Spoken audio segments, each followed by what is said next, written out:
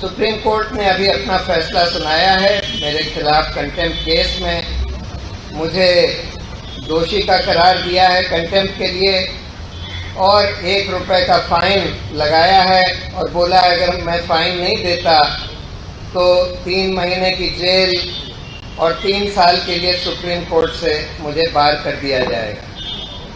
मैंने पहले ही बोला था कि मैं जो भी सुप्रीम कोर्ट मेरे खिलाफ सेंटेंस देगा मैं उसको खुशी खुशी मान लूँगा, ऑफ कोर्स सब्जेक्ट टू मेरी जो राइट है इसके खिलाफ अपील करने की, क्योंकि मैंने जो कहा है वो मुझे लगता है, सुप्रीम कोर्ट ने तो उसको बोल दिया कि ये कंटेम्प्ट है, मुझे लगता है कि वो हर नागरिक का सबसे अहम कर्तव्य है। सच बोलना, जहाँ गलत हो रहा है उसके खिलाफ अपनी आवाज़ उठाना, ये हर नागरिक का सबसे बड़ा कर्तव्य है। तो मैं ये फाइन दे दूंगा, लेकिन जो मेरा राइट है इसके खिलाफ चाहे रिव्यू फाइल करने का चाहे रिट फाइल करने का, दोनों कंटेम्प्ट का जजमेंट और सेंटेंसिंग के जजमेंट को चैलेंज करने का, वो सब मैं करूंगा। और अगर और भी कोई पनिशमेंट इम्पोज किया होता वो भी मुझे मान्य था। ऑब्वियसली सुप्रीम कोर्ट का फैसला सबको मान्य होता है।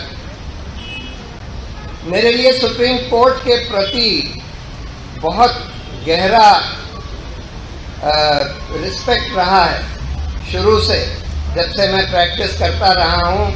अब मुझे करीब 37 साल हो गए, 37 साल से ज़्यादा, और मैं ये मानता हूँ कि सुप्रीम कोर्ट वो आखिरी जगह है खासकर गरीब और कमज़ोर लोगों के लिए, जो उनके पास आते हैं अपने हकों की रक्षा कराने के लिए, और खासकर एक बहुत स्ट्रॉन्ग गवर्नमेंट जब उनके हक वायलेट करती है उसके लिए जब आते हैं। मेरे ट्वीट कोई सुप्रीम कोर्ट या न्यायपालिका को चोट पहुंचाने के लिए नहीं करे गए थे, लेकिन इसलिए करे गए थे कि मुझे लगा कि सुप्रीम कोर्ट हाल में जो इनका बहुत अच्छा रिकॉर्ड रहा है उससे थोड़ा सा फिसल गया। ये इशू ये नहीं है कि मेरे बनाम सुप्रीम कोर्ट के जजों के या मेरे बनाम सुप्रीम कोर्ट के। सुप्रीम कोर्ट को जीतना चाहिए। सुप्रीम कोर्ट अगर स्ट्रांग होता है और स्वतंत्र होता है तो हर नागरिक इस देश का जीतता है, ये देश जीतता है।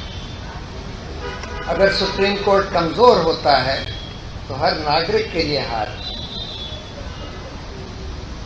मैं अपनी कृतज्ञता और आभार प्रकट करता हूँ।